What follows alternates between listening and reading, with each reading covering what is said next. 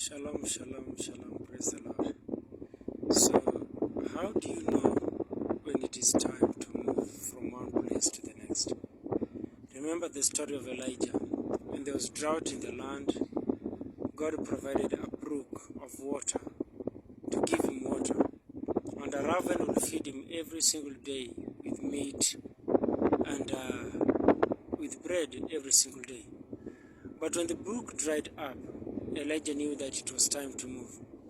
And God spoke to him, go to Zarephath, and you'll find a widow there that will feed you, and until the day that the drought will come to an end.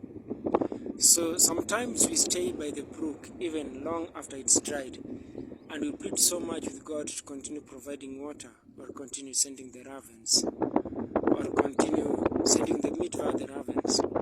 But one thing we should know, when the brook dries up, it means the grace of that period has ended. God provided for Elijah supernaturally, he provided meat, he provided bread supernaturally, and even a brook. But a time comes when the brook dries up.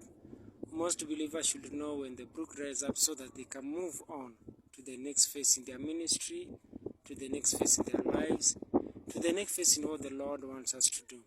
So sometimes the brook dries up, and when it dries up, then you know it is time to move on. So as Christians and as believers, always be sensitive in the spirit. There are some places that God takes us, some things that God takes us through, and some situations that He takes us through. And He provides grace for us to be able to go through this. But then when the grace of that season is over, then it is time to break camp and advance to the next phase that the Lord wants us to go. And that is what is going to help us to move on to that which God wants us to move off in the next phase. So always pray when God gives us grace for one thing.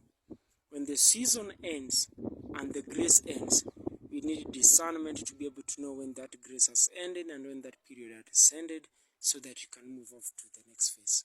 God bless you. Shalom.